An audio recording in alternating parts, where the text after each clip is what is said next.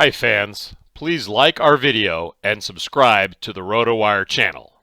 Then please go to rotowire.com/pod for a free 10-day trial. Hi there, hockey fans, and welcome back to RotoWire's signature NHL Hockey Pod Puckcast with Statsman and AJ. Friends, I'm Paul Bruno in Toronto, Ontario, and you can follow me at Statsman22. My co-host, as always, is AJ Scholz. A great follow at AJ Scholz24, back in the co-host chair in Madison, Wisconsin. We want to take this opportunity to wish you all a very Merry Christmas and season's greetings. And for those of you who are going to look at this podcast on YouTube, you got to love the Christmas sweater that I got on. I'm not sure about that rag that AJ's wearing, but we'll get to that in a sec. Hockey fans finally got their Christmas wish, folks. The NHL owners and NHLPA have agreed to start the 2021 season on January 13, 2021. AJ, there were some bumps in the road, but we got here finally. Yeah, absolutely. I'm super excited for for the holidays, for hockey to come back. As you can see in my background here, we've got our tree up, we've got our stockings hung over the fire. So, and I splurged, Paul. I bought myself a little bit of an early Christmas present. Got the Pittsburgh Penguins branded mask here, so can rock my Penguins gear in style, wherever I go. So, yeah, it's a great time. It's good to have everything kind of finalized, although. I think there's still some hiccups, it sounds like, to work out in Canada in terms of arenas and stuff. Hopefully the 7 teams won't be coming south of the border here to play in the U.S., but, I'm sure they'll figure that all out. But, the biggest thing that I think came out of all of this is that teams are going to play exclusively within their divisions for that 56-game set. So that's going to make up the regular season. And I think what that's going to do is it's going to force teams that maybe haven't been huge rivals in the past to automatically build rivalries there. When you're playing, a team that many times in a season, even clubs that maybe aren't natural rivals, like say Arizona and St. Louis, right? Like there's just going to become a rivalry because of that many of games against each other. AJ, I'm a little older than you, and I barely remember the 6-team NHL and the Leafs 1967 Stanley Cup win. Yeah, like how I got that in there. Had to throw something in for historians, and it's becoming ancient history around here. I'm looking for some update in Toronto, but I am a historian, and I know that teams in that area, they played a 70-game schedule. That meant they played each other 14 times. And there's a potential here for not only, let's take the North Division where the Canadian teams reside. They're going to play each other 9 or 10 times, throw in a 6 or 7 game playoff series. That's 15, 16, 17 games possible between a couple of these teams. And that's going to make for a lot of hatred across the board in all the divisions in the NHL. I really love this format. The only thing that I think we forsake is the fact that we don't get to see all the clubs come through our favorite team cities, and that's a bit of a downer, but this is a heck of a compromise. And why don't we go through and share with our listeners the fact now that we have the makeup not only of the Canadian division is known, but all 3 of the other American divisions made up of the 24 clubs are now set as well. They didn't come up with very creative names. They went so far with North, West, Central, and East, AJ. I was hoping to have a nod to some of the great players in the history of the game, even if it is just for this one season. But for what it's worth, the North Division does feature the Canadian clubs. That means Calgary and Edmonton, Montreal and Ottawa, Toronto, Vancouver, and Winnipeg are all in the same loop. And travel is free and easy so far across Canada. But the restriction across the border is what's led to this whole situation that we face. And I think it's going to be wonderful. North of the border, the ratings are going to go through the roof in terms of what we can expect on Hockey Night in Canada every Saturday. The country will stop when these games come on. And we probably will have double headers to boot on those nights. And I can't wait for it to get started. I was reacquainted with my wife so far during the last 8 or 9 months with the sports sabbatical that we've been forced to. But man, oh man, she's become a sports widow again, and she knows it. But I can't wait for this season to unfold and that division to really be front and center in the Bruno household. What say you about the Western Division, AJ? Well, yeah, I totally agree with what you were saying about the team names. I think it was a miss there. I get we don't want to pick winners, and certain teams are going to be happy about it. it's probably a little bit too early to have, the Penguins in a Lemieux division, right? Flyers fans probably wouldn't really appreciate that. But I mean, there's players that could have transcended that. We could have had a Willie O'Ree, a Hall maybe,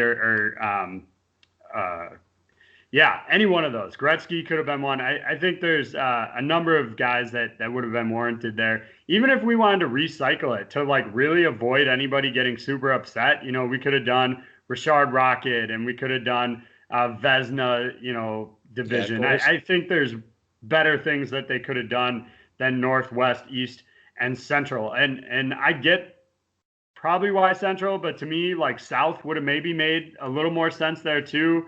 Dallas is South, Nashville, Tampa, Florida. Like, sure, I get Chicago is not really South, but they could have made do with it. Anyway, the West, you're looking at some of your traditional Western teams, your Pacific teams in Anaheim, Arizona, San Jose, LA, Vegas, but then you're also adding in Minnesota, Colorado, and the Blues, which, to have you've got the Blues and the Golden Knights there together in the same division. And obviously Colorado too, being as good as they are. If I had to pick, this might be the easiest one of the four. There's some teams here that are still kind of rebuilding, still retooling, and so it could potentially come up as one of the easier ones, that's for sure. I mean, not to give anything away for future shows, but Colorado, St. Louis, and Vegas, I think, in some combination are going to be everybody's top three here. Paul, what about the Central? What do you think about that group? Well, the first thing that's notable there, AJ, is the two Stanley Cup finalists are in the same division. That's never happened in the modern era of hockey for several years. But Tampa and Dallas are in there, and Nashville, Florida, Detroit, Columbus, Chicago, and Carolina rounded out.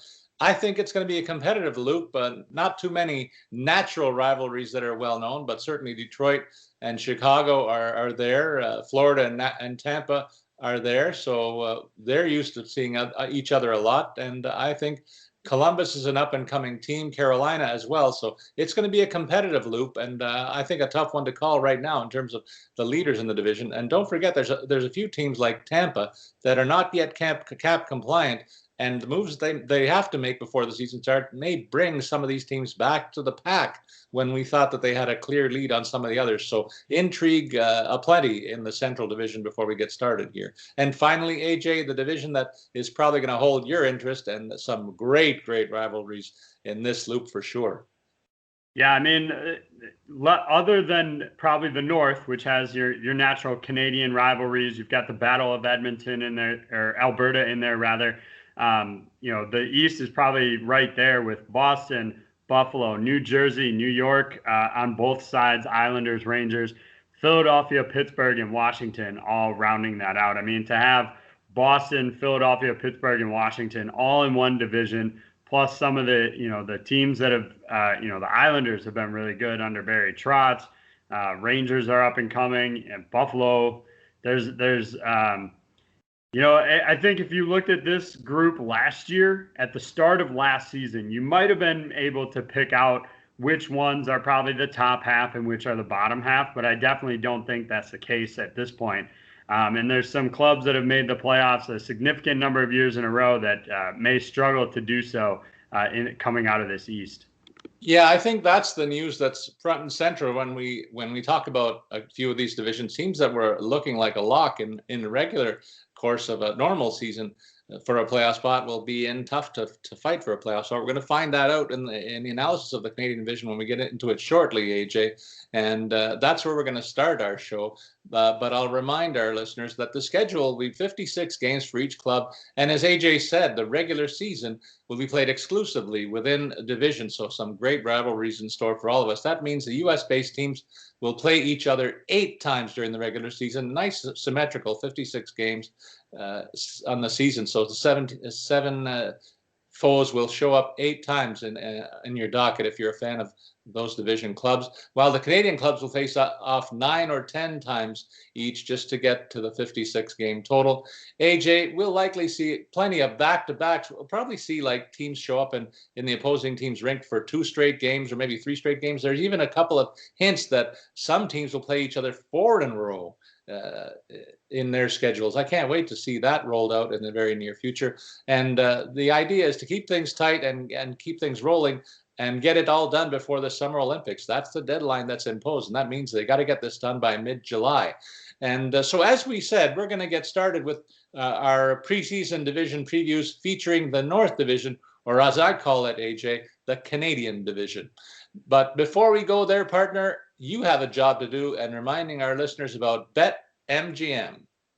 Yeah, sports bettors know that magic happens when you turn a hunch into action and apply the right amount of expertise. That's why BetMGM has teamed up with RotoWire to offer new BetMGM customers a free 6-month RotoWire subscription when you place your first bet. Register on the BetMGM app or website and use the promo code ROTO, that's ROTO, to claim your free subscription. Once you make your first sports wager, you'll receive a season's length of RotoWire's unmatched sports insight.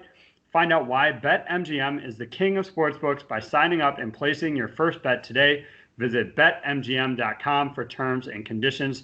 21 years of age or older to wager. Colorado, Indiana, New Jersey, Nevada, Tennessee, and West Virginia only. Please gamble responsibly. If you have a gambling problem, call 1-800-522-4700 in Colorado and Nevada, and 1-800-GAMBLER in New Jersey and West Virginia. In Tennessee, call or text REDLINE to 800-889-9789. If you or someone you know has a gambling problem and wants help, call 1-800-9-WITH-IT in Indiana. Promotional offer not available in Nevada.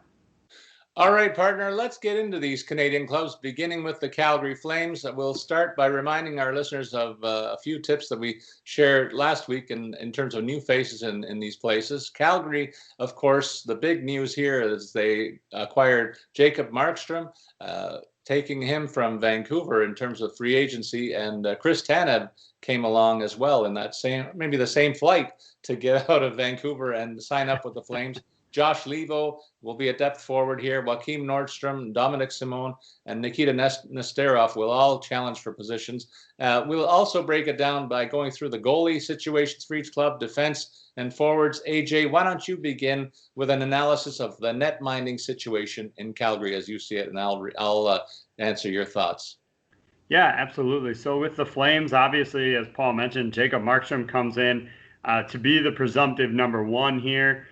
David Rittich, who, for a while it seemed like that was the direction that they were going to go. Last season had some struggles, and so they bring in Markstrom. Look, you're not paying a guy that much money to sit on the bench, so as long as he's healthy, he's going to carry the load for them. I would expect, again, until we see the schedule and have a better idea of how often we're getting back-to-backs, it's kind of hard to project. But I would guess maybe a 60-40 split here based on a heavy load of back-to-backs. But Jacob Markstrom will definitely be their guy for them. And I really think he's capable of, recreating some of the things he did last season. I felt like he had a strong year, did pick up some injuries, obviously, along the way. But 43 games played, 23 wins in that stretch. And obviously with, less games, it'll be harder to reach certain thresholds. But certainly the mid-20s is probably a decent range for him in terms of wins this year.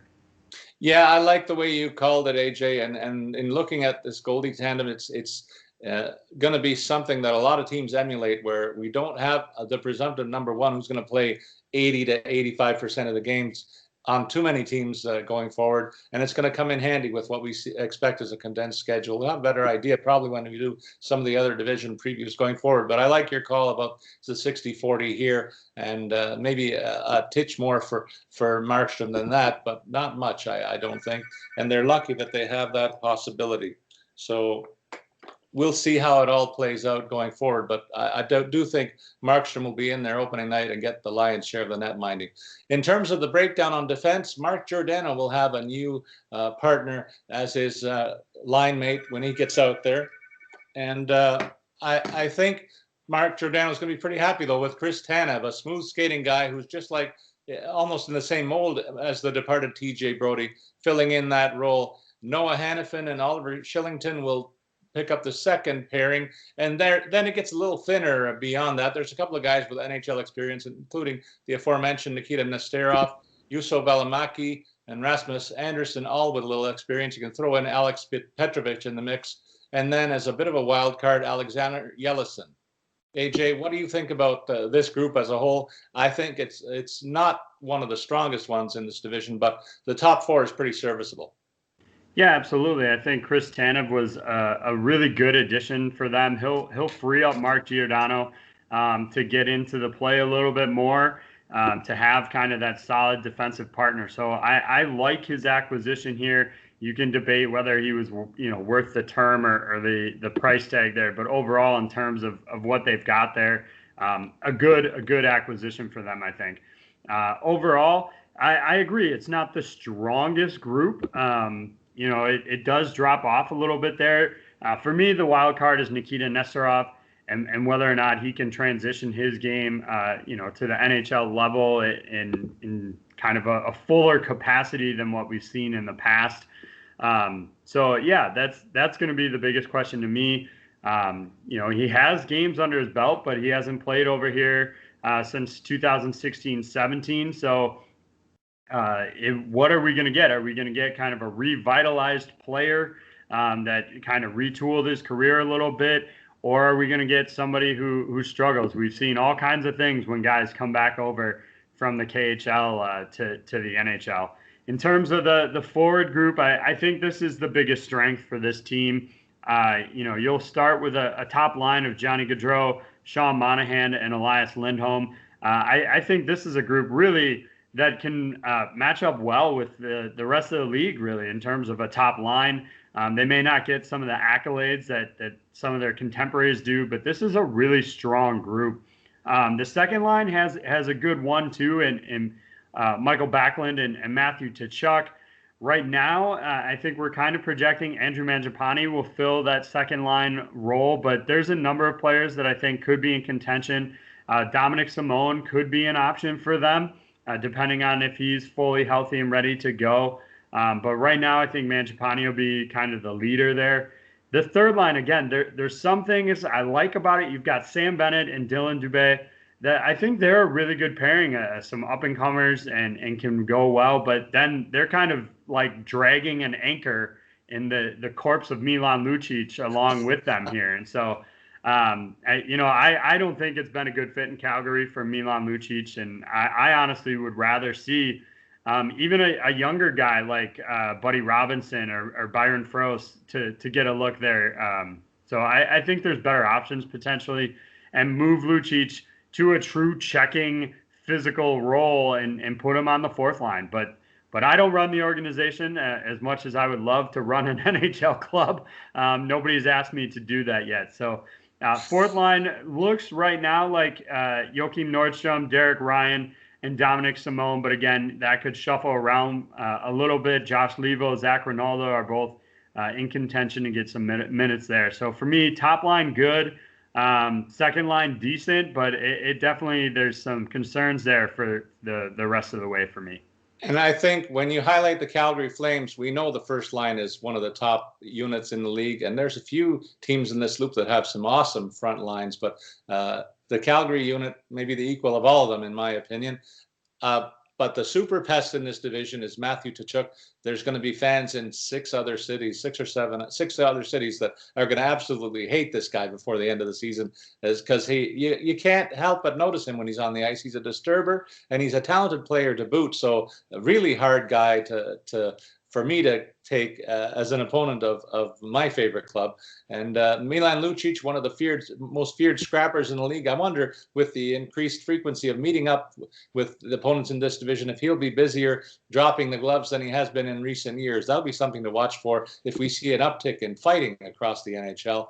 And I don't know where you stand on it, AJ, but in every game that I've ever been to, whenever the players drop the gloves, the first thing you see is a sea of fans get out of their seats, anticipating the duking it out. And there's a whole bunch of other fans that you talk to that say, oh, hockey doesn't need fighting. It's the only sport that has fighting and allows players to stay in the game, and so on and so forth. But I think it's a part of the game, AJ, and it can change momentum. And nobody's ever died from a hockey fight. It's just been a part of the game. And I like the fact that it's in there. It keeps the rats from going off, running rampant, and the stick fouls from getting more increased in terms of frequency. It keeps people honest, and a guy like Lucic is a pretty good policeman to have in there. But in terms of the expectations, we're looking at 56 game schedule. So I think the top goal scorers might be in the high 20s here in terms of goal scoring. And Gaudreau is a guy that might should threaten the 20 goal mark. Ditto for Lindholm and Monahan. Each of these guys should get at or above that threshold. You might even throw Matthew Tachook in there. Beyond that, you're looking for pluggers like Sam Bennett to pick up from where he left off last year. A bit of a down season most of all, but I think he's got more in him than he showed for most of the regular season. He came on a little bit later on in the year, and I expect to see that version. Dylan Dubé is a guy that they're waiting for a breakout. He might be the candidate on this roster that I might suggest is in line for a breakout campaign, but don't expect him to move up higher on the right wing chart when you got Lindholm and Tachook ahead of him. And Dominic Simone could be another intriguing piece. You know him well from his time in Pittsburgh, AJ. A very nice depth piece should they encounter injuries. This guy could be a plug-and-play guy, even up to the second line, the way I see this grouping. So all in all, pretty solid lineup in Calgary. And we move on now to take a look at the new faces in Edmonton, AJ. Kyle Turris looking to rehabilitate his career after some downtimes in Nashville, back in Canada where he had his best success as a junior. If you can remember back to that era, he made one of the highlight reel performances in World Junior Hockey history when he took 3 straight penalty shots in a shootout portion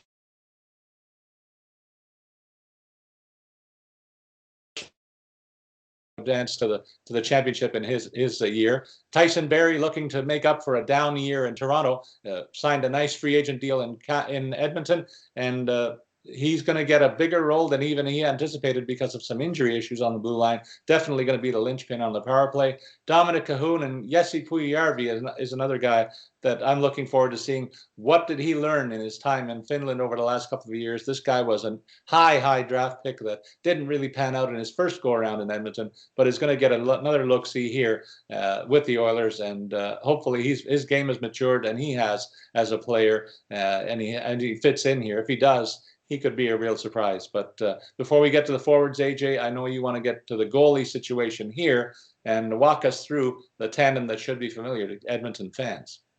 Yeah, familiar and much maligned, and rightfully so. I mean, for the Edmonton fans, I think you headed into the offseason, you looked at the open market there, and you figured that they would do something, right? I mean, Matt Murray available via trade. You've got Lundqvist was available. You had Holtby available. Even, I know there's some injury concerns there, but Corey Crawford was an option as well. So you have all these guys available, and they're coming back with Mikko Koskinen and Mike Smith. So I can imagine Edmonton fans were not really appreciative of this offseason, but I think you could see an even split here in terms of this duo. So if you're gonna, tap them for your fantasy teams, you may want to just consider taking both, because I think they'll probably be a 1A, 1B, and not because they're that good, but because they're equally that mediocre. To put it nicely, if I'm being perfectly blunt about it, this is the weakest aspect of this team, no question about it. That's right. If you looked at the forwards and defense, AJ, you'd rank this team maybe at the top of the division. But I think that this ordinary tandem, particularly when you compare it to other tandems in this loop, it's going to cost the Oilers maybe a place or two in the overall standings. But we're talking about the goalies here, and Mike Smith parlayed so-so campaign into another season is age 38 campaign, and so I think that's a factor in this season where you don't think he's going to get too many back-to-back assignments, and definitely should take a backseat to Koskinen. The club committed to Koskinen a little bit longer term, and rightfully so. He's the younger of the two, but not a top flight goalie prospect when you're looking at ranking the top goalies in this league by any stretch of the imagination. So this definitely is the weak link of the Oilers franchise, albeit there's two guys that were there last year in the fold. We're looking now at the defense, AJ, and Ethan Bear is a guy who's going to be paired with Darnell Nurse. That's going to be a boost for his game. This guy's got a great offensive game to him, and partnered with a guy who's very defensively responsible and a real horse in terms of the ability to log a lot of minutes in Darnell Nurse. I think that's going to be one of the more intriguing pairings of blue lines across the league. Tyson Berry slots in on the second pairing with Caleb Jones. Tyson Berry was exposed on the defensive side of the puck in Toronto, as far as I'm concerned, AJ. And I don't know if Caleb Jones has what it takes to cover up for his errors. So that could be a very suspect pairing. They don't have a lot of depth here because Oscar Klefbom is injured and not expected to miss this season with a shoulder injury. So that's a big blow here, and it forces Caleb Jones and Ethan Bear to probably expect to log more minutes than was expected when they first drew up the blueprint for this team in the offseason. They round out their top six with veteran bruiser Chris Larson and Adam Larson, a veteran pairing. That might be one of the better third pairings in the league in terms of blue line depth. But I have concerns about this group too, mostly because Klefbom will be missing, and that forces Jones and Bear to take up a little more of the slack. Yeah, absolutely. You know, we knew he was going to miss the start of the season, but yeah, yesterday Edmonton announced that Oscar Klefbom shut down for the entire year. Now, they were very clear that he's going to focus on being ready for that next full season. So this is not a retire and spend the rest of his time on long-term IR. So they are anticipating after this year that he'll be back. I honestly look at this group and I think, well, maybe they should flip like Russell and Jones, to do kind of a defensive guy and offensive guy. Give Tyson Berry somebody a little more stable, like Chris Russell or even Adam Larson. So that would be my first fix here, would be to flip those two guys and give you that one offensive guy, one defensive guy kind of mindset. In terms of the forward complement, look, this is probably one of the deepest center groups in this loop. When you talk about Connor McDavid, number one, Leon Draisaitl, number two, and then adding Kyle Turris to be your third line center. I mean, this is a really quality center of the group. And then they have the flexibility, if they want, to move Draisaitl to the wing. He's that kind of versatile player. And if it's late in the game and they need a goal, you move Draisaitl up to the right wing and you roll him out there with Connor McDavid on the same line. And then Kyle Turris is anchoring your number two in kind of that rotation. So I really like the flexibility that they've given themselves.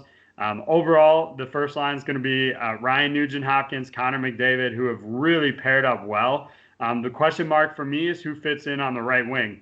Right now, it looks like maybe Seth Griffith, could be Kyler Yamamoto, either one of those guys. And even, James Neal, Zach Kassian played some time on that top line last season. So that right wing is kind of the weak spot, if you will, the top line. But when you have Connor McDavid out there, there's really not a way to call this a bad line by any stretch of the imagination. Like I said, Draisaitl gets the second line center. Right now we've got Yamamoto on his right and Josh Archibald on the left. Again, I think those are fluid, pretty fluid in that sense. They could even, if they wanted to, they could move Draisaitl to the wing on the second line and move Kyle Turris up. So again, that kind of flexibility. Third line is looking like Tyler Ennis, Kyle Turris, and James Neal. I really like that group. It's a very strong veteran group. Turris and Neal know each other from their time in Nashville. And so I think it's a strong third line that can do pretty much anything. I mean, they can be physical, relying a little bit more on Tyler Ennis' side of it. They're veteran. I think maybe if there's one downside, they're maybe not the quickest line anymore. But I think that's going to be a very hard matchup for a lot of teams to pair up against. And then Alex Chiasson, Juju Kahara, and Zach Kassian right now round out that third line. Gaetan Haas could be in contention as well once he's able to join training camp. So for me, the flexibility of Draisaitl, the depth down the middle, I think make this a really strong forward group. And AJ, when we look at the names like McDavid and Draisaitl, we think of prop bets for individual total points. And fans in the newly configured 56-game schedule are wondering what's a reasonable over-under in terms of total points for these guys.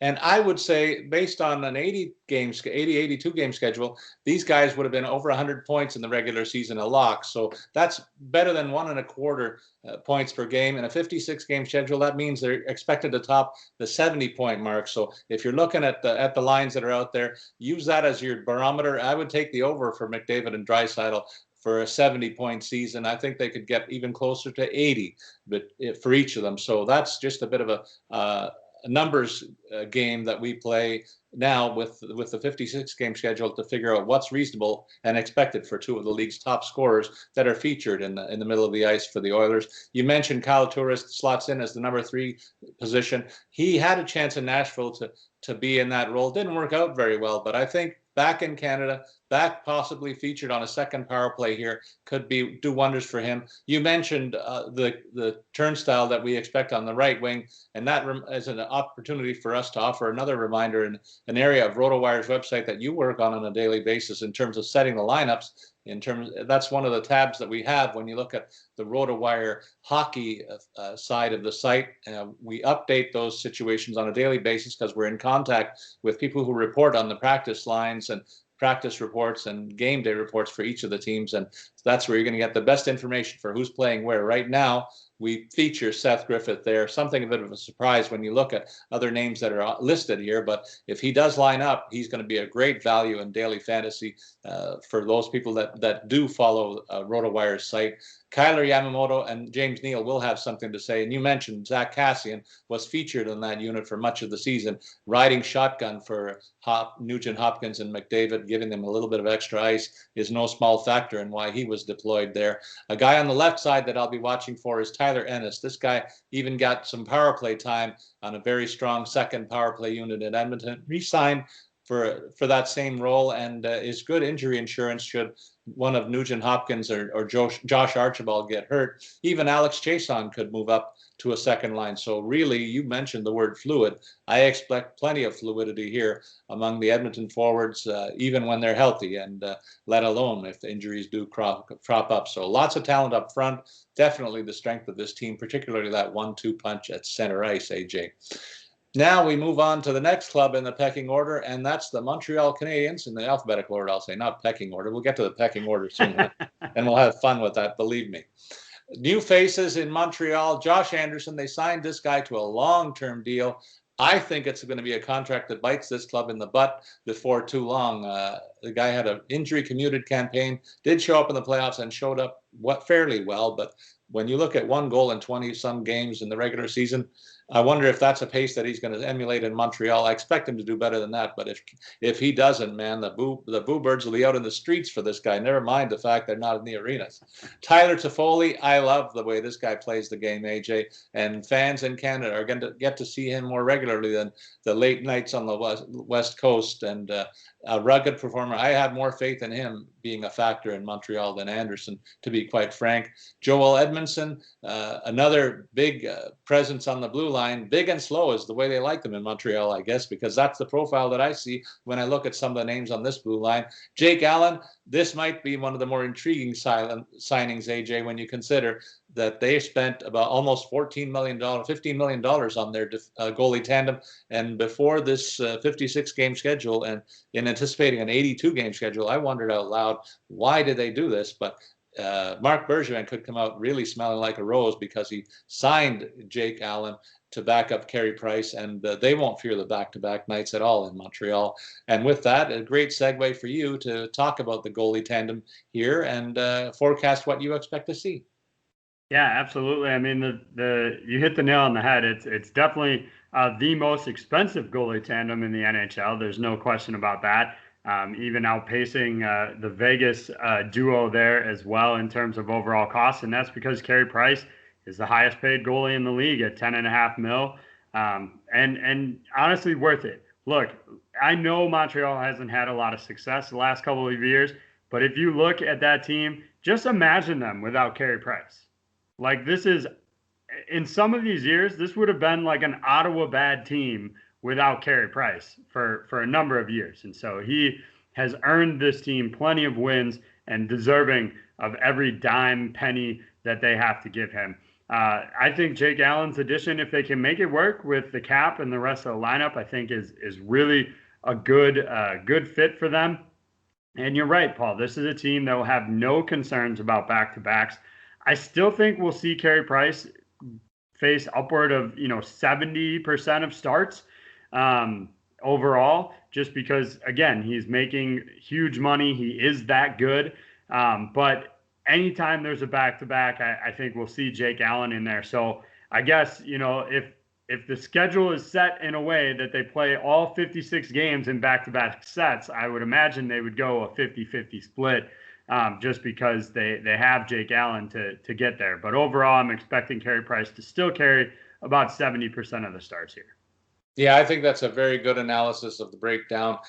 Carey Price getting a little bit older, by no means ancient, but early 30s now for him, and good to have a viable backup, but still expect Carey to play 2/3 of the games here, I think is a pretty fair call. So probably mid-30s to high 30s in terms of games played for him, and Jake Allen picking up the slack, getting one of the back-to-backs every time that does come up. I mentioned big and slow on the blue line. That really applies to the left side of this defense with Ben Sherratt, Joel Edmondson, and Brett Kulak featured there. None of them should be fantasy big linchpins for teams unless you're in the very deepest of pools. But look at the right side. They've got some quality there in Shea Weber and Jeff Petrie. Jeff Petrie, one of the more underrated scoring defensemen, could be a real clever pick mid to late rounds in your drafts. A guy who gets a lot of power play time in Montreal. Shea Weber, injury-prone guy on the blue line, but still capable of double digits in goal scoring with the big shot that he has. But the guy that everybody's wanting to look forward to see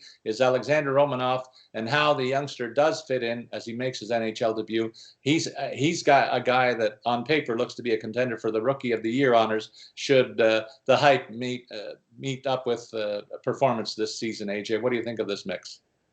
Well, I agree. I think Romanov is a big question here. Look, the weird part is his overall numbers, right?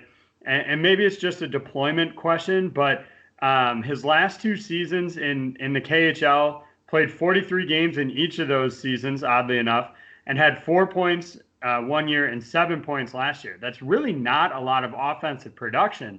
But then you look at World Juniors, where he's playing, maybe a little bit more on his age level and group. He had 8 points in 2019, 6 points in 2020. Again, played 7 games in each of those seasons tournaments, rather. So I'm not sure what to expect in terms of offensive output. Are we going to get the guy who, when playing against older players in the KHL, really kind of a minimal impact?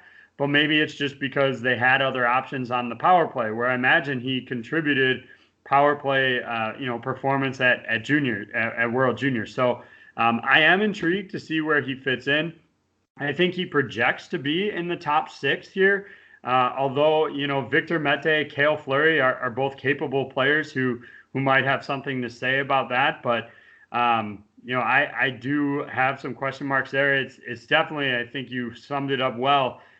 Big and slow a little bit with this group, other than maybe some of these youngsters who right now we project to be on the outside looking in. In terms of forwards, AJ? What was that, Paul? What, the forward combination? Yeah, absolutely. So, it starts with the top line will be the pretty standard from what we've come to be used to them the last couple of years. Thomas Tatar, Philip Deneau, and Brendan Gallagher. These guys have dealt with a couple injuries the last couple of seasons, so we haven't always gotten to see them together, but really another quality top line. You're not going to see a whole lot of bad first lines in any of the teams in the NHL, but this is a group that has experience playing together and can definitely produce. Again, maybe not quite as heralded as Edmonton's stars are, but these are capable guys. The biggest difference is on the second line. I think Nick Suzuki is going to slot in as that second line center. You'll have Josh Anderson on his right wing, and then Tyler Toffoli as the other guy. I think this is a great spot for Suzuki to play with some more established guys. yes, Barry Kotkaniemi could be a name that challenges him, but I don't think he's going to face a ton of challenge. I think he should feel pretty, you don't want him to get lackadaisical, obviously, but I think he should feel pretty confident and secure in being the second line center here, and that should give him a little bit more freedom to just play his game and not have to really overthink it. I mentioned Kotkaniemi. He'll anchor the third line. Looks like Jonathan Drouin and Joel Armia are the guys that'll slide in there. Armia and Anderson are maybe the biggest question mark here. I could see them flipping from time to time, but overall, especially heading into the season, I think Anderson gets the first look at the top six role. Going to round out with Paul Byron, Ryan Poehling, and Artturi Lehkonen as the last group. Jake Evans maybe could compete for a spot here. Jordan Wheel will get a couple of games from time to time, but really there's not a lot pushing this fourth line group. I think it's going to be up to them to challenge for top 9 spots if this team's going to move forward and have any sort of success. AJ, the heart and soul of this team is Brendan Gallagher up front, but can the guy stay healthy? He plays a lot of rugged minutes, sticks his nose in as a little guy wherever he can, and sometimes he pays a physical price and a physical toll. But the most underrated player among this group is Phillip Danault, really strong two-way center. This guy, you can put him up against some of the other offensive dynamos in this division, and he'll hold his own offensively too. A real good counterpunch option for Montreal there. But the fortunes of this team will ride with that second line as it's laid out. I think it's the first line the way I see it. Nick Suzuki took a giant leap in his rookie season last year, an outstanding campaign for Montreal, and I look for him to build on that, particularly as he's got the rugged guys on his flanks, and Anderson and Toffoli should get a lot of ice space out there and use his creativity to build on what he did last season.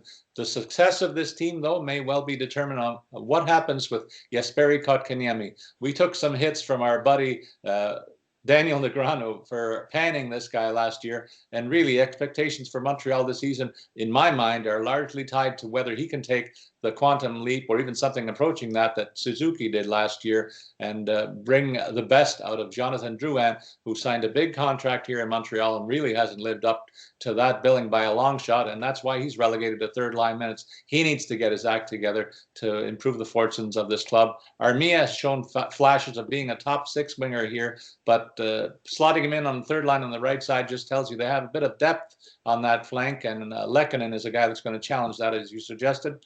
Ryan Poehling had a dynamic debut a couple of years ago with a hat-trick in his first NHL game, but beyond that, he's been struggling to make a dent in the offense in Montreal, and behind that 3-pack ahead of him, I don't think he's going to get too much in terms of top 6 minutes, but a good insurance policy, I think, based on his offensive pedigree. That takes us to the Ottawa Senators, the consensus team pick among all pundits to finish last in this division. But I think they're turning a corner, AJ, and I'm glad to see that they spent some of the cap space that we identified for them late last season.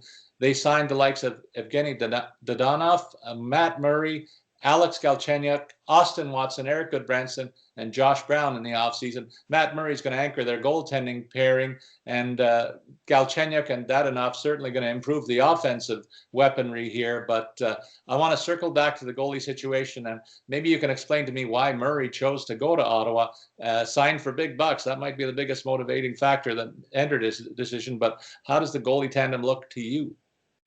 Well, I mean, let's start out by saying, yes, he signed that RFA deal, but he did have to be traded to Ottawa. So somebody had to want him first and be willing to offer something that the Penguins wanted. Now, I think the fact that Ottawa went after him and aggressively tried to acquire him speaks a lot to what they expect in terms of Anders Nilsson's health. There hasn't been a lot of updates there. Most recently in mid-December, he still is dealing with some concussion symptoms, and it sounds like, they are kind of in a wait and see mode. And so I think once healthy, I would expect Anders Nilsson to challenge Matt Murray for the starting job and really push him, which, I can't say whether or not I think that's good for Matt Murray. His first couple of years, when he was the guy challenging Marc-Andre Fleury for the number 1 job, he succeeded in that, and that kind of competition seemed to thrive for him. But since then, even last year with Tristan Jarry pushing him and taking over as the number 1 in Pittsburgh, it just didn't seem to have the same drive in Matt Murray. And really, I think that's why he's on the way out. Now, hopefully, for him and for Ottawa fans, the change in scenery is good. But Murray will not face a whole lot of challenges early in the season if Nilsson's not available. Marcus Högberg will slot in as their third netminder, and I don't really expect him to challenge Matt Murray for the starting job. So I would anticipate at the start of the season, we might even see Murray take a couple back-to-backs until Nilsson's ready. And then from there, maybe a closer to an even split once Nilsson comes back, if he comes back. I mean, we have to explore the possibility that maybe he won't, just because we haven't heard a lot of positive updates about his status.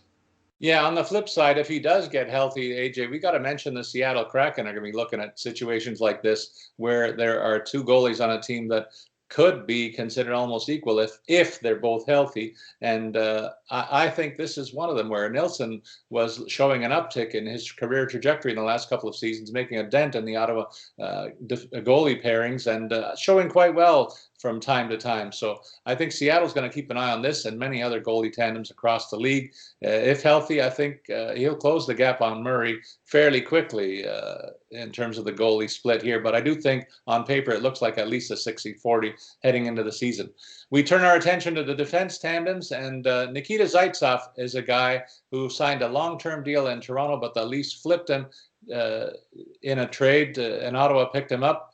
It was a salary dump by Toronto, but he's considered a linchpin on the Ottawa defense with a first-line pairing with Thomas Chabot. Chabot, one of the top defensemen in terms of scoring projections, all things being equal. He's only held back by the fact that Ottawa is not one of the highest-scoring teams in the league. But you forget, a couple of seasons ago, this guy was among the league leaders in point scoring, so don't sleep on him in terms of your fantasy projections. He'll get a lot of ice time on the power play here. It's getting better in terms of overall talent up front. That should only help his numbers. Beyond him, Erik Brannstrom is going to be moved up to a second pairing D, but one of the guys that not a lot is known about, Artyom Zub. This guy played in the KHL for the last 6 seasons, AJ, and last year had a bit of a breakout campaign offensively. The Sens would love to see that continue in their fold, and he could be a guy who may be maybe the power play quarterback on the second unit here, certainly projecting to get upwards of 20 minutes a game on a second pairing.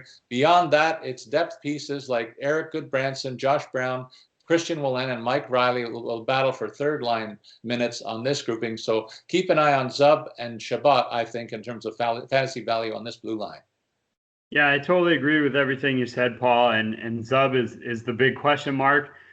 So it depends how risky you want to be in your fantasy drafts this year. You know, you could certainly take a flyer on him in the mid. You could probably even snag him in a late round. I would guess there'll be a handful of leagues, depending on depth and number of players, that he doesn't even get drafted. So big question mark for them. Really, Brannstrom, Wolanin, Josh Brown, all these guys are kind of question marks. Can they step forward? Can they improve their game and go from there? So more questions than answers, that's for sure, in this defense for me. Again, you said Thomas Chabot is kind of the one key piece here. In terms of the forwards, look, I have to walk back something I said just a few minutes ago, that there are no bad first lines in the NHL. Look, there's you've got Dadonov on one side, Brady Tkachuk on the other, quality players. I'm not so sure about Colin White as a first-line center. You know, his numbers are kind of, he had that one good year in 2018-19. They certainly dropped off last year with just 23 points in 61 games. You know, so if you carry that forward, you take a few points and a few games away, you're looking at a first-line center who may not even hit the 20-point mark. Albeit in a shortened season. That's a bit of a problem for me in terms of building from there. The second line is where we kind of expect third overall pick Tim Stuetzle to land, to be the second line left wing for them. Obviously, that could end up being changed if they want to protect him in terms of matchups. They can move him to the third line. Chris Tierney will be the center for them, and then Connor Brown on the right wing. You'll have Alex Galchenyuk as the left wing third line guy, kind of trying to revitalize his career after kind of some missteps in Pittsburgh and Minnesota. Josh Norris is an intriguing, maybe kind of up and coming guy for them that could factor in as their third line center. Drake Batherson again on the other side, Artem Anisimov, Austin Watson, and Nick Paul right now projecting out as that fourth line. Again, look, this team is rebuilding, so questions are always going to be there. There's not going to be any straightforward answers for a club in a rebuilding mode.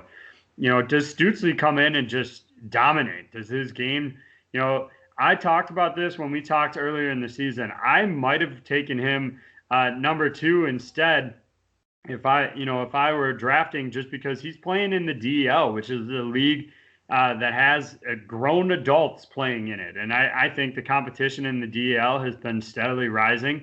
And I think he's probably more NHL ready, than some other players. I wouldn't have passed on Lafreniere. Absolutely not. That guy was a lock at the number 1, but Stuetzle easily could have gone number 2 for me. So he could come over and show how NHL ready he really is. And maybe that gives them some options in terms of how to stretch out these lines and change things up. But anytime you've got to rebuild, there's more questions than answers, and that carries forward into the forward group as well.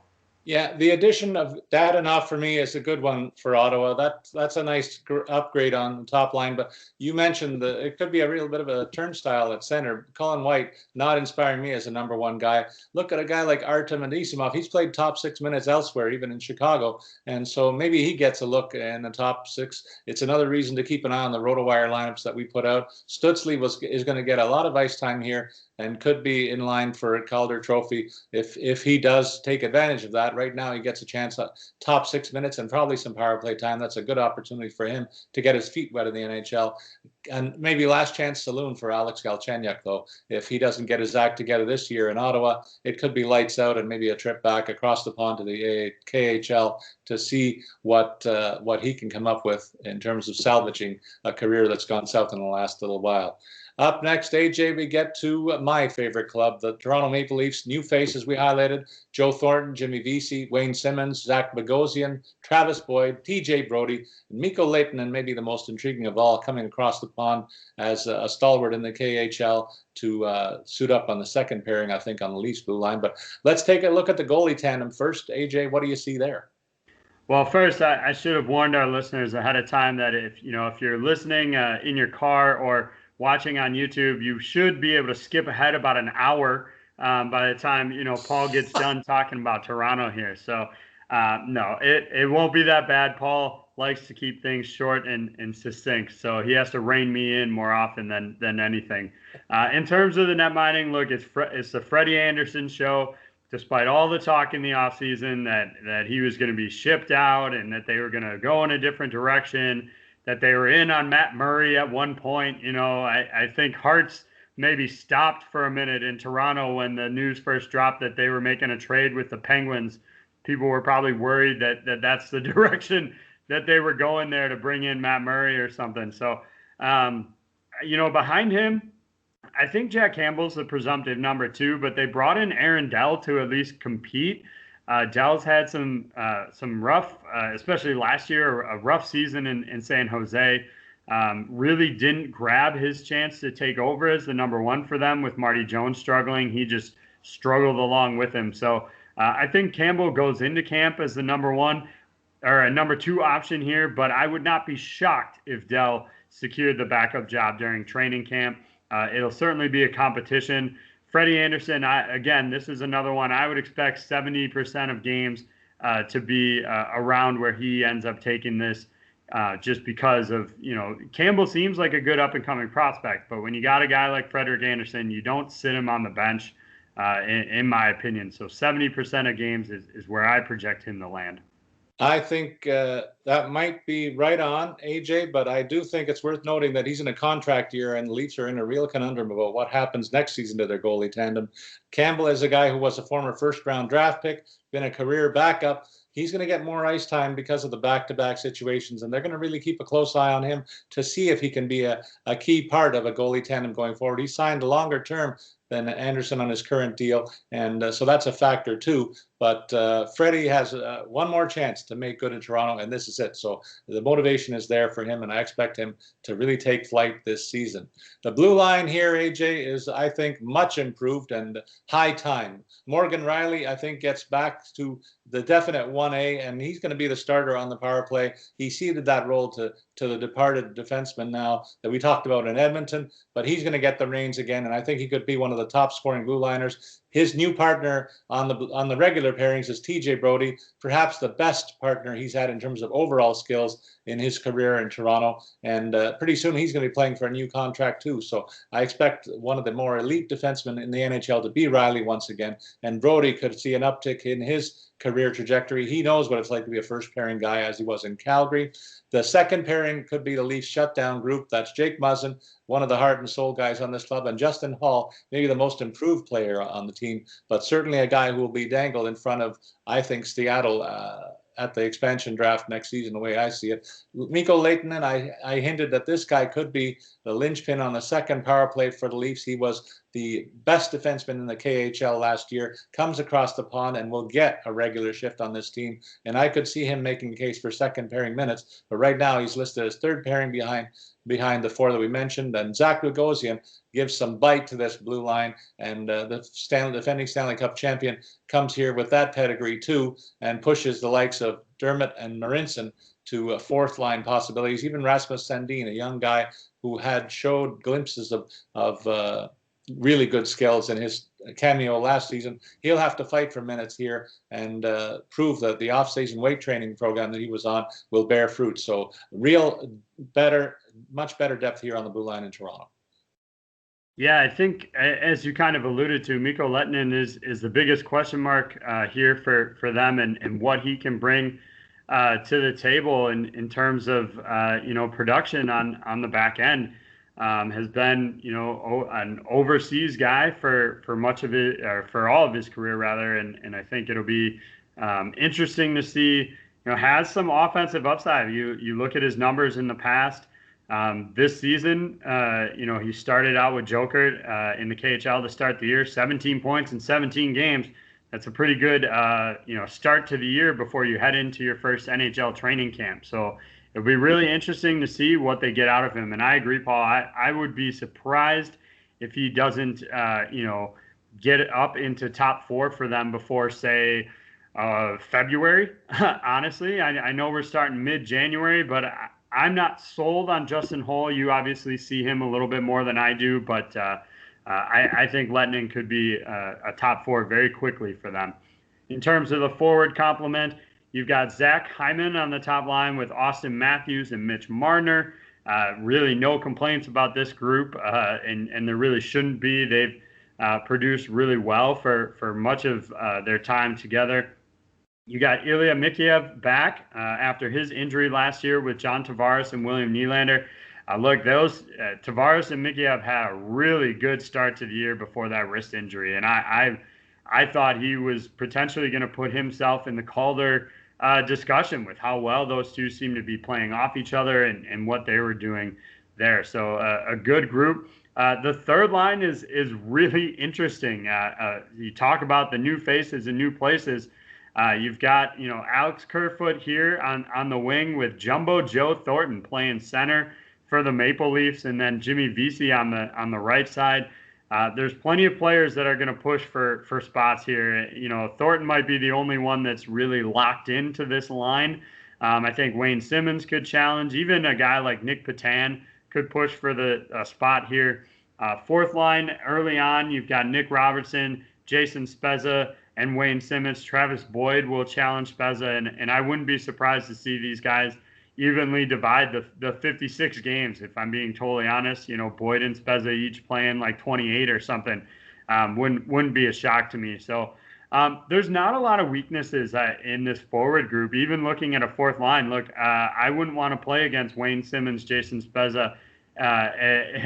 These are guys that are experienced, and Simmons especially adds some physicality here. If there's maybe a knock, it's what happens with Jimmy Vesey, but I think they have enough options to replace him if it doesn't really work out here. You know what, AJ? This is the best forward group in this division. Period. End of sentence. That's my analysis here. It's pretty clear that Austin Matthews, John Tavares, one of the best 1-2s in the middle of the ice. When you're talking about third and fourth line centers, Joe Thornton and Jason Spezza, sure, they're not the fastest guys in the world, but try to get the puck off them. If you've seen the highlight reels and watched the games, they're two of the better puck possession guys that you'll see in the bottom six.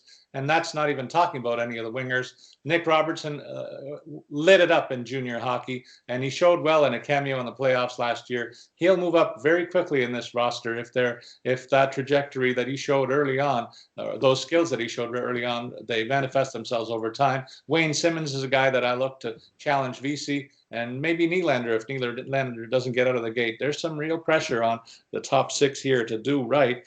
A guy that I'm keeping an eye on, though, is on the top line. Zach Hyman is a guy who's playing in a contract year. I don't know how they fit him in going forward with a new deal unless he takes a real big hometown discount. But he's a guy that almost has as much to say on that top unit as Matthews and Marner because of all the pitchfork and heavy duty work that he does in terms of digging the puck out for the talented players. Marner, if he's healthy and got his head right, could be one of the league leaders in assists if you're looking at that category. Matthews won't get to the 50-goal campaign just because the season is so short this year, but he'll contend for the Rocket Richard Trophy. I think this is a dynamic group, and I can't wait to see them get started.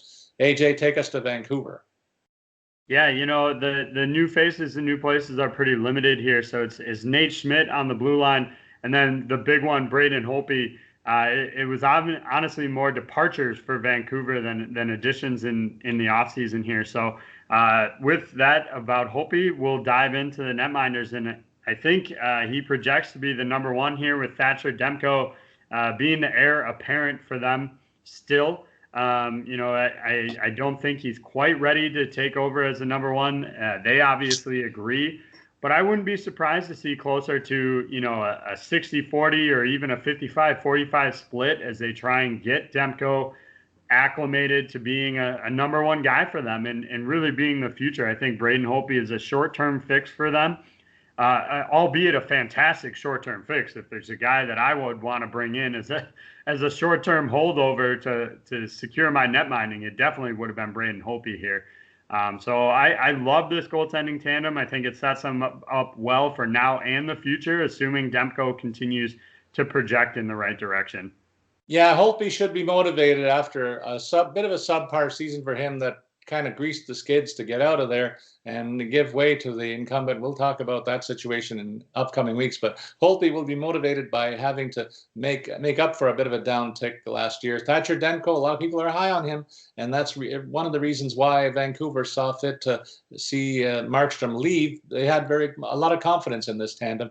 It remains to be seen how that plays out, but I think it's going to be a pretty even split in the net minding here. On defense in front of them, one of the more dynamic top pairings that we'll see in this division.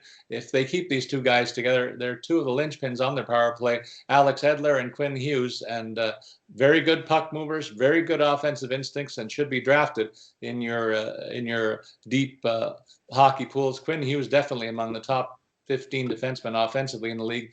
Edler probably a second-tier guy, but make no mistake, they both can figure into scoring in your DFS lineups too. Nate Schmidt was a quality addition, AJ, in terms of a depth, experience, and some offensive upside there. He'll be partnered with defensive-minded Jordy Ben on a pretty effective second pairing. Tyler Myers used to be a top-scoring defenseman. Don't oversell him. If you're preparing for your draft, don't overrank him. He's now settled into more of a defensive role, and he'll be a third-line player, maybe partnered with a youngster like Olli Juolevi or Jalen Chatfield to round out that grouping. A bit of a weakness there in terms of the third pairing with less than name recognition types. Yeah, I mean, it's maybe not the strongest third pairing in the league, but I still think Tyler Myers can be a solid player for them. I agree. I don't necessarily think you want to take him high in fantasy drafts. I totally agree with that analysis from the fantasy side of it. If I'm a Vancouver fan, I don't feel too bad, honestly, with a guy like Tyler Myers being on the third pairing here, especially when you have offensive guys like Edler and Hughes and you added Nate Schmidt. So I really think the third pairing doesn't worry me given the rest of this blue line. In terms of the forward complement, First line is, of course, going to be centered by Elias Patterson, and he'll play with JT Miller and Brock Besser. This is, I think, one of the best up-and-coming lineup, first lines in the league. A lot of the other ones we talked about are more established veterans filling this role. Here we've got a couple of youngsters who can really continue upward trajectory. So I think good things are around the corner for Vancouver, even if it's, potentially not this year. We'll see how that all shakes out in a minute, but I definitely think they are headed in the right direction. Tanner Pearson, Bo Horvat, and unfortunately for Vancouver fans, Loui Eriksson rounding out the second line. This guy will continue to suck all of the money out of Vancouver for minimal results again this year. Like I said, right now in that second line, but he spent time as a healthy scratch, and that's certainly a possibility to happen again. Third line, Antoine Roussel, Adam Gaudette. Look, I don't know if this makes me an Adam Gaudette apologist or what, but I really love this kid. I think he can be a solid third line player capable of producing, in an 82-game season. I'd expect him to be 25, 30 points is where I would put him. And that's, not too bad to shake a stick at when you're talking about your third line center. Brandon Sutter, they have moving over to the wing right now. And that's because they've got Jay Beagle to kind of take that fourth line role. So Sutter will move over to the wing, but Beagle will have Mott and or Justin Bailey, I think, could be a contender there as well. And then Jake Virtanen on the other side. All this will get shuffled up, no doubt, if and when Michael Furland is cleared to come back. But again, this is another player that as the months have gone on and on, we've just continued to hear, things haven't really improved. Things haven't really gotten better for him, unfortunately. So it's hard to know, if and when he might be back. If he does come back and is healthy, I would just put him in for Loui Eriksson and bump Loui Eriksson to the press box, as it were, because I just don't think he's got much to offer left these days, and is really just a cap waste that nobody wanted to take. I'm sure they would have given away, prospects and draft picks for somebody to take on that cap hit, but nobody really wanted it. Yeah, nobody was biting. AJ, the strength of this offense is down the middle. You highlighted it with Pedersen, Horvat, and Gaudette. The fortunes of the team are going to go one way or another. If the centers drive these lines like I think they can, they'll be among the elite team in this division.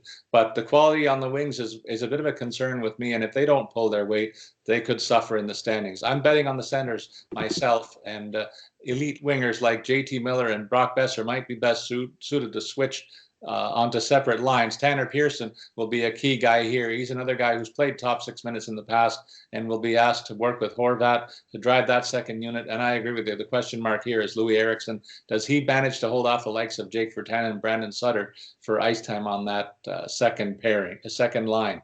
We round out our look at this division by the final club, and that's the Winnipeg Jets, AJ. The Jets, in terms of what they did last season, getting ready for this year, didn't do as much work as some of the other clubs in this division in terms of name guys. The biggest name added is Paul Stastny to figure in a second line minutes. Derek Forbert, Nate Thompson, and Dominic Toninato will form challenges for the bottom six on forward and or defense, respectively. But why don't you take us into the goalie tandem there and explain to our listeners that this might be a situation where we get one guy taking a lion's share of the action. Yeah, absolutely. I mean, they've got Vezina Trophy winning netminder Connor Hellebuyck to stabilize that back end. And look, we'll talk about it in just a minute. The D core here has been much maligned, and yet somehow Hellebuyck continued to thrive last season and walked away with maybe not walked away, but took home the Vezina after the season. And so, yes, I think they have plenty of confidence in Laurent Brossoit that he could take back-to-backs, but I would peg right now Connor Hellebuyck to play the most games of any goalie this season. I would not be shocked to see him play upwards of 40 games. I really think, in terms of a percentage split here, could be 80-20. I mean, this is a guy who thrives on playing every single night, could start, back-to-backs, especially, if they travel for 4 days and then they're going to be off for 3-4 days after that. I wouldn't be surprised to see Hellebuyck take 3 of the 4 games over that stretch.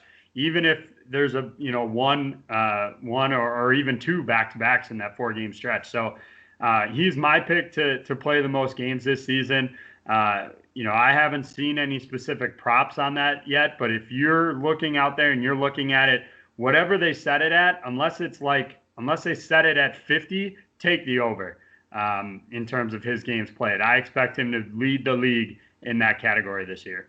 You know what? I love the fact that I can say that Connor Hellebuyck's been my goalie in a couple of dynasty leagues that I've been in a part of for years, and he's not going anywhere off the Paul Bruno roster anytime soon, because I agree with your assessment. He could be the one guy that threatens the 50 games played mark. And realistically, I think it's going to be low 40s for him, and still, like you said, leading the league in terms of that amount of action. He's going to be plagued, though, by one of the weaker defensive cores, and that continues this season. They may have taken an uptick by adding Dylan DeMello and Josh Morrissey as one of the better defensive shutdown pairings. Morrissey will probably be one of their better offensive options on the blue line too. Nathan Beaulieu needs to stay healthy and get a long-term assignment with Neil Pionk. He's the best player in terms of overall skill on this blue line. Pionk he'll be the linchpin, quarterbacking the power play here. Derek Forbort was one of the few off-season additions that they made to try and bolster this unit. And Tucker Poolman, that's the third pairing on paper at least. And Sami Niku and Lucas Bisa may have something to say about that, AJ. Look, I don't know if Winnipeg just gets overlooked in drafts because they're so far north in the middle of nowhere, or if people think they're still the Atlanta Thrashers and they're looking for the wrong team. But for whatever reason, and I've talked about this in terms of Mark Scheifele and Blake Wheeler, this team gets overlooked, I think, in drafting. And so if you get to about the mid, I would say 4th, 5th round of your draft and Neil Pionk is still available, absolutely click that draft button immediately. I agree with Paul. He is probably their best offensive defenseman. Yes, just 6 goals last season, but 39 assists for a 45-point campaign. I would peg him in. You factor in the drop off for number of games played. If you look on RotoWire.com, we project him for 33 points. I think he'll exceed that pretty handily. I would guess. You know what? Honestly, I'll put it out there. I don't think 45, a repeat of 45, would be outrageous for him, even in a 56-game season. So I would plant my flag on him as a third, 4th, maybe even 5th round pick. If he's available, absolutely grab him there. In terms of the forward complement, the top line will be reunited after having had to break up for a good chunk of last season. You've got Kyle Connor, Mark Scheifele, and Blake Wheeler. Obviously, with the injury to Brian Little, Wheeler had to move to their second-line center. Had plenty of success doing that. I think it worked out fine. But the addition of Paul Stastny is key here. That honestly, it's more about the fact that Wheeler can go back to being the first-line right winger than it is about actually having Paul Stastny here. Any number of second-line centers could have been an option that would have let them reunite Scheifele and Wheeler. These guys have just had too much sustained success together not to play them together. And so Paul Stastny, I think a bit of a down year last year, had productive numbers in his previous brief stint in Winnipeg, and I think he can do that again. And he's going to be flanked by a pair of top guys in Nikolai Ehlers and Patrick Laine. So I really, Paul Stastny will fall into some assists just by throwing it to Laine, who will use that wicked wrister and just throw it into the net. That's cannon of a slap shot as well. So I think he'll have a good rebound season. It drops off a little bit in terms of the rest of the lineup here. You've got Andrew Kopp, Adam Lowry, and it looks like for now Mason Appleton will make up the third line. These guys can put up more points than I think people give them credit for, and they do add a bit of defensive stability and everything. I think they're a good matchup as a third line. They're not going to blow you away like some of the other clubs, but they're not going to be walkovers where it's like, oh, these guys are on the ice, my team's going to put in a ton of goals against them. This is a solid third line. And then from there, Jansen Harkins projects as the fourth line, but I think Dominic Tonnato will factor in there. Again, same thing with Jack Roslovic and Nate Thompson. It's kind of veteran established guys who are going to push these kind of younger guys for roles here. And then Matthew Perreault will be the anchor, I think, for this line on the right side.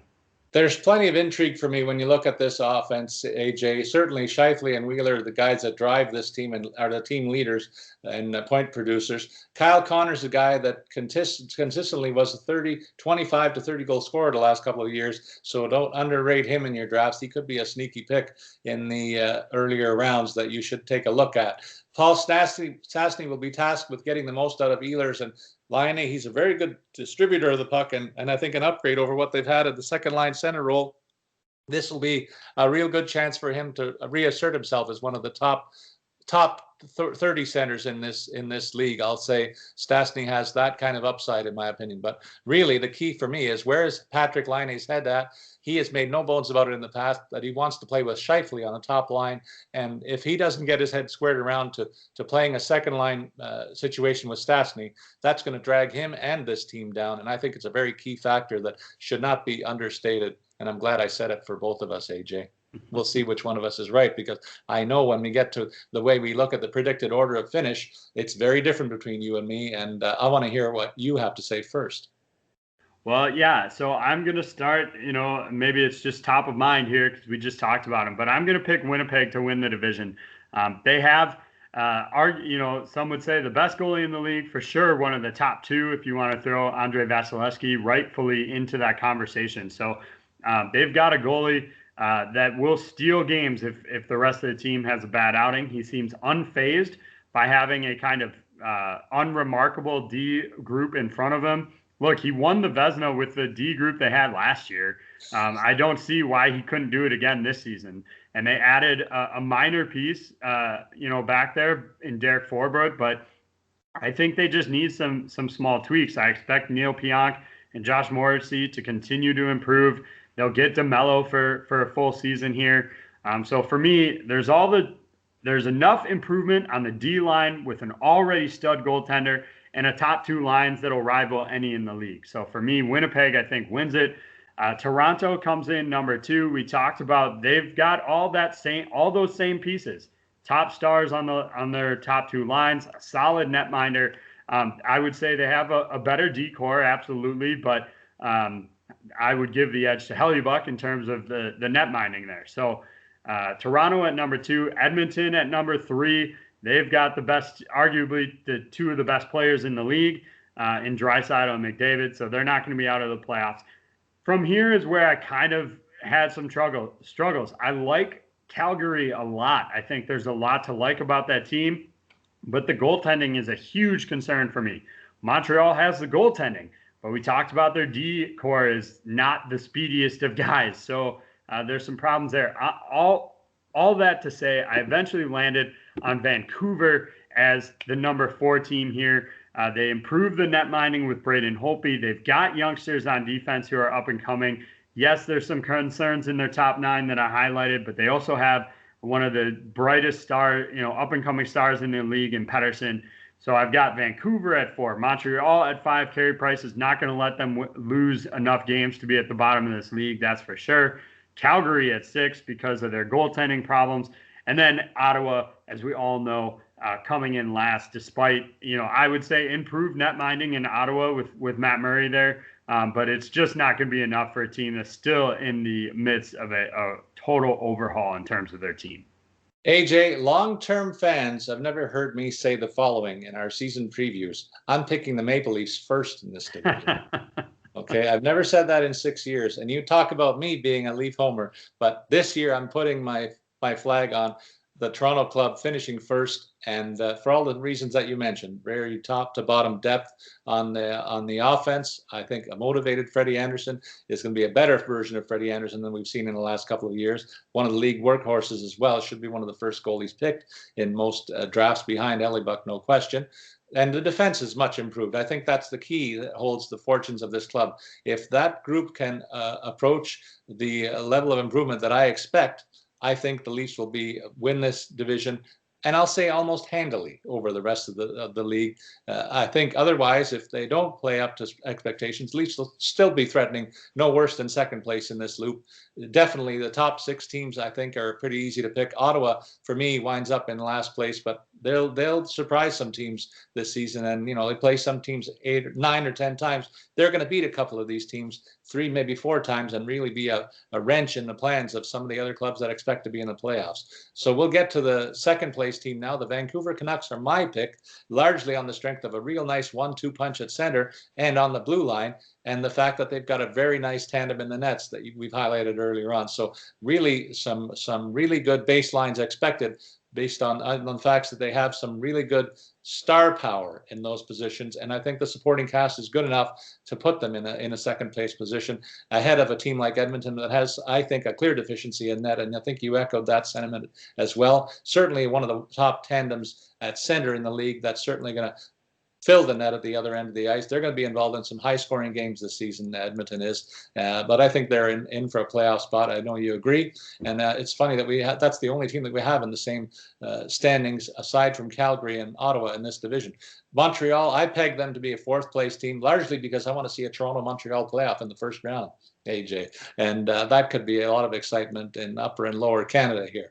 Winnipeg Jets, this is a big discrepancy that you and I have. I think their defense is really suspect still in terms of quality, and when compared to teams in this division, the ranks maybe near the bottom, and that's going to drag them down. I think there's some question marks offensively. I mentioned Laine, really a question mark for me for this team, and I think if he's not right, he's going to drag their fortunes down almost single-handedly. Calgary, they have some agitators. They have Matthew Tachook foremost among them, and Lucic. It could be fun just watching the highlight reels of the scraps that this team's involved in. And the top line is very dynamic, as you said. Giordano's still a top-scoring defenseman with a nice partner again this season. And the Ottawa Senators, look, they're going to feature a new look with several new players. Stuetzle is a guy that, if he gets regular ice time, will threaten for the Calder, and that might be the thing that they highlight most about the Ottawa Senators this season. AJ, any final thoughts? Next week, we're going to turn our attention to the Western Division, but any final thoughts about this show? Well, I would just say, Merry Christmas, Happy Holidays to all of our listeners out there.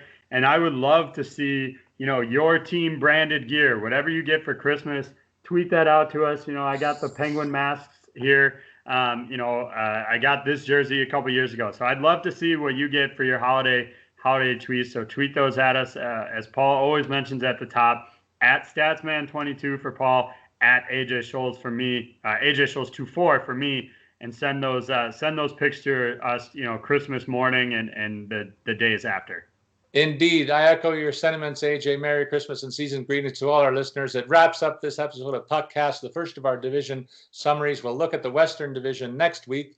And as always, we invite you to listen to Puckcast to get our tips to stay out of the competition in your fantasy hockey planning and research. So long, everybody.